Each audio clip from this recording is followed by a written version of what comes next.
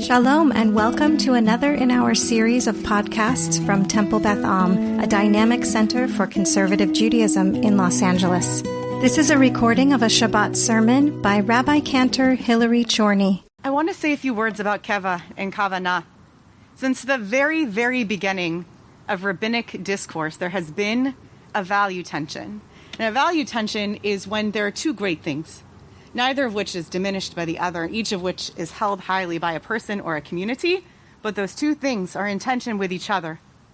It's always been the case for Jews that our liturgy has been in a value tension between keva and kavanah, between that which is kavua, that which is fixed, the written liturgy, which is made up of three different components and only those three, though some elements of our prayer have their place in multiple categories. They're made of formulaic blessings and quotes from our biblical canon and poetry.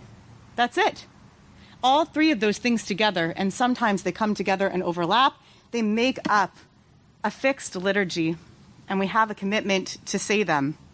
It's a conversation that goes on in the Mishnah, which is codified as oral law around the year 200, in which we learn about the history of Rabban Gamliel and how he was one of the sages who fixed this idea that we would pray 3 times a day, 18, really 19 blessings. It's actually fewer on Shabbat, as we're about to do in Shacharit, when we have 7, because we replace the requests we make during the week instead with an acknowledgement of the sanctity of the day. That's keva. That's our fixed prayer.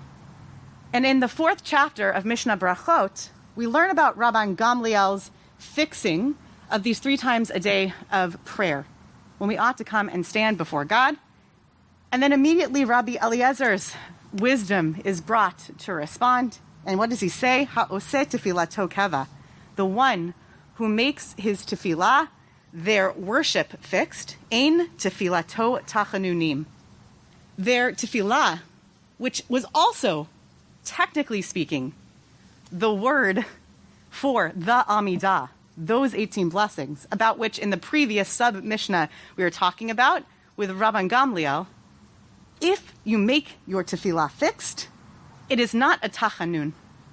It's not a supplication, not really, not truly. There are so many different ways to take that wisdom.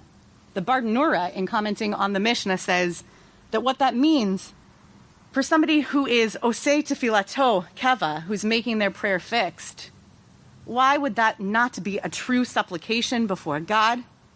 It's like they're treating their tefillah she tefilato domeh alav kemasoy.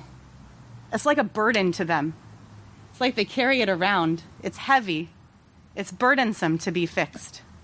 Rather than get into the other side of this value tension, what I want to press on today, because we have uprooted prayer from their keva places, from their spaces in the tefillah, from the normative order in which we do them, I want to speak to this idea of la'akor, and of uprooting prayer, and of the power of uprooting it, for 2 reasons. The first is that I think it speaks to Rabbi Eliezer's wisdom.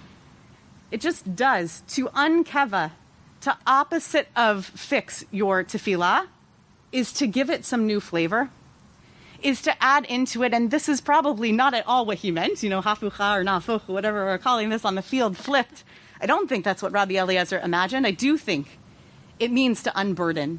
I think it means to add in intentionality, to add in miniature poetry, because the poems that are fixed in our Siddur are only fixed there because whatever editor put together that Siddur thought it was good enough that perhaps everyone should try saying it.